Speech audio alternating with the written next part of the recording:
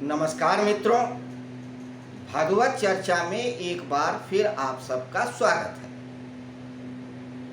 इधर हम लोग कुछ दिनों से नारद भक्ति सूत्र पे चर्चा कर रहे हैं। 7 सूत्रों तक चर्चा हो चुकी है। आज हम लोग 8वें सूत्र पे बात करेंगे। स्मरण के लिए थोड़ी सी बातें आपसे हम फिर करेंगे। नारद मुनि ने भक्ति के संदर्भ में 84 सूत्र दिए हैं, जिन्हें नारद भक्ति सूत्र के नाम से जाना जाता है। भक्ति पे सिर्फ नारद मुनि ने नहीं, शांडिल्य मुनि ने भी अपने विचार व्यक्त किए हैं, जिन्हें शांडिल्य भक्ति सूत्र के नाम से जानते हैं। गर्गाचार्य ने भी भक्ति पे बहुत लंबी चौड़ी बातें कही हैं और बहुत सारे विद्वानों ने भी भक्ति की बात कही है। भक्ति परमात्मा को प्राप्त करने का एक मार्ग है। वो मार्ग जिस पे भगवत गीता सबसे ज्यादा बल देती है, और वो मार्ग जो सबके लिए सहज, सरल और सुलभ है। कलयुग में तो भक्ति मार्ग ही एक ऐसा मार्ग है जो मनुष्य का त्राण कर सकती है। उसी भक्ति पे हम लोग चर्चा कर रहे हैं नारद भक्ति सूत्र के द्वारा। तो 7 श्लोकों तक हमने बात किया। पहले नारद मुनि ने भक्ति की परिभाषा देते हुए ये कहा था दूसरे सूत्र में कि सा तस्मिन् परम प्रेम रूपा, कि भक्ति प्रेम स्वरूपा है। प्रेम जब अपनी पराकाष्ठा पे पहुंच जाता है तो वह भक्ति में तब्दील हो जाता है। और फिर उन्होंने तीसरे, चौथे, 5वें श्लोकों में भक्ति मय हो जाने से, या कोई भी व्यक्ति भक्त जब हो जाता है तो होता क्या, उसका रिजल्ट क्या होता है, उसकी बात बताई। और उसको बताते हुए उन्होंने कहा था यन लब्ध्वा पुमान् सिद्धो भवति अमृतो भवति तृप्तो भवति, कि मनुष्य भक्त होकर के सिद्ध हो जाता है, अमर हो जाता है और तृप्त हो जाता है। और यत् प्राप्त किंचिदच्छति न सोचति न द्वेष्टि न रमते न उत्साही। भक्त होने के बाद उसकी कोई और इच्छा होती ही नहीं, न धन की, न मकान की, न किसी सुख की। कोई सुख की इच्छा नहीं होती, क्योंकि वो तृप्त हो चुका होता है। उसके बाद उन्होंने कहा यं ज्ञात्वा मत्तो भवति स्तब्धो भवति आत्मा रामो भवति। मत हो जाता है, अपने में मगन रहता है, उसे किसी की परवाह नहीं रहती, आत्मा राम हो जाता है, अपने आप में स्थित हो जाता है। ये फल बताया। फिर ये बताया कि भक्ति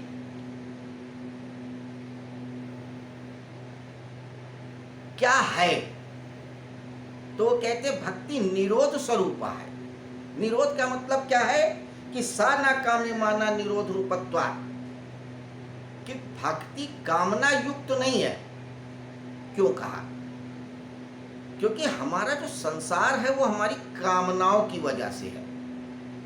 कामनाएं ना हो, संसार ना हो।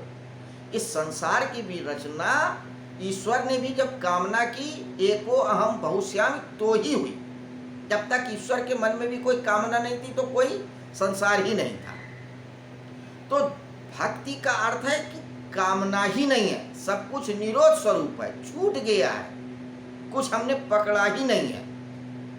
तो साना कामे माना निरोध रूपत्वात्। अब 8वें श्लोक में क्या कहते हैं?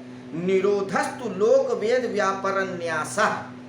निरोधस्तु लोक वेद व्यापरण न्यासः, अर्थात लौकिक और वैदिक समस्त कर्मों के त्याग को निरोध कहते हैं। लौकिक और वैदिक कर्मों के, सभी कर्मों के त्याग को निरोध कहते हैं। लौकिक का मतलब जो इस संसार से परे है, और वैदिक का अर्थ है जो ज्ञान युक्त है। नहीं, उल्टा मैं बात कर रहा हूं। लौकिक का अर्थ है सांसारिक और वैदिक का अर्थ है संसार के पार। तो जब हम घर की बात करते हैं, मकान की बात करते हैं, दुकान की बात करते हैं, इज्जत आबरू की बात करते हैं, तो हम लौकिक बात करते हैं, दुनियादारी की बात करते हैं। तो कहते हैं भक्त को दुनियादारी से कोई लेना देना नहीं है, कुछ भी लेना देना नहीं है। उसके लिए दुकान का महत्व नहीं, मकान का महत्व नहीं, उसके लिए सिर्फ भगवान है। मेरे तो गिरधर गोपाल, दूसरों न कोई। तो लौकिकता से उसका कोई वास्ता ही नहीं रहता कि जब आप परमात्मा की बात करेंगे तो संसार की बात हो ही नहीं सकती, सिर्फ परमात्मा ही रहेगा। और वैदिक यानी कि वो जब अध्यात्म की बात करते हैं, स्वर्ग की बात करते हैं, नरक की बात करते हैं, ईश्वर की बात करते हैं, मतलब दूसरे लोगों की बात करते हैं कि मरने के बाद क्या होगा। हर समाज में, हर धर्म में मृत्यु के बाद किसी न किसी लोक की एक कल्पना की गई,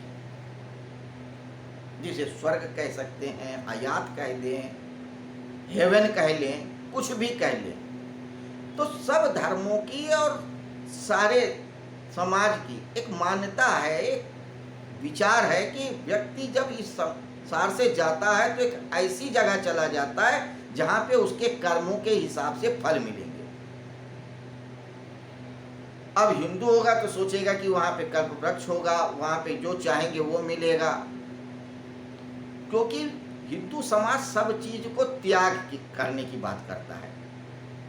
जहां भगवान की बात आती है तो फिर वो त्यागने की बात करते हैं। चाहे उपवास करो तो भोजन को त्याग कर दो, सन्यासी बन जाओ तो परिवार को त्याग कर दो, स्त्री सुख को त्याग दो, धन को त्याग दो, सब को त्याग दो।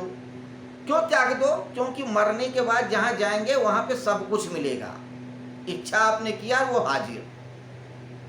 नृत्य के लिए आपके बड़ी बड़ी अप्सराएं रहेंगी, बढ़िया बढ़िया भोजन रहेगा, अच्छे अच्छे वाहन रहेंगे। तो वो ऐसी कल्पना करते हैं। वहां न बहुत गर्म रहेगा न बहुत ठंड रहेगा, इस तरीके की बातें करते हैं। दूसरे धर्म वाले भी ऐसा ही कुछ न कुछ बोलते रहते हैं। तो भक्त जो होता है उसको इससे कोई मतलब नहीं होता है। उसको तो ना स्वर्ग की प्राप्ति की इच्छा है और ना ही दुनिया में किसी चीज की। तो क्या कहते हैं कि निरोधस्तु लोक वेद व्यापरन्यासा, कि ना इस संसार से कुछ चाहिए और ना उस संसार से कुछ चाहिए, सब कुछ त्याग दिया। सिर्फ परमात्मा ही सत्य है, उनका ईश्वर या आराध्य ही सत्य है।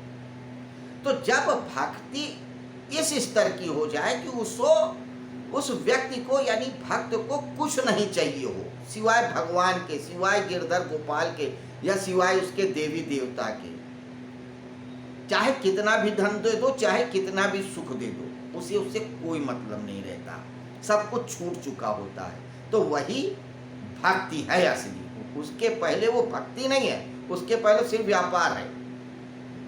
अगर आप मंदिर जाके पूजा करते हैं, प्रसाद चढ़ाते हैं, नौकरी मांगते हैं, शादी ब्याह मांगते हैं, मुकदमे में विजय मांगते हैं, सेहत मांगते हैं, वो व्यापार है, वो भक्ति नहीं है, वो लेन देन है।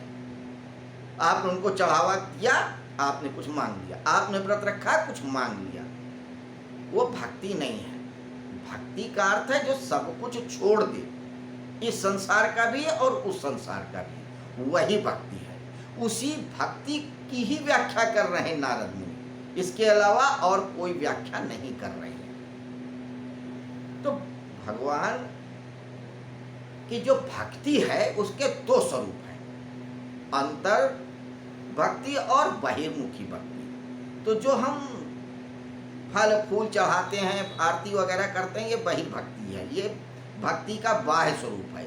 और आंतरिक जो स्वरूप है वो है भावना, या हम ईश्वर को ही चाहते हैं और कुछ नहीं चाहते हैं, वही असली चीज है। तो यहाँ पे जो आंतरिक भक्ति है, जो असली भक्ति है, उसकी बात कर रहे हैं नारद। तो ये 8वां सूत्र फिर से सुन लें। निरोधस्तु लोक वेद व्यापरन्यासः, लौकिक और वैदिक समस्त कर्मों के त्याग के निरोध को भक्ति कहते हैं। तो ये थी 8वें सूत्र पे छोटी सी चर्चा। इसी तरह से हम लोग 84 सूत्रों पे चर्चा करेंगे।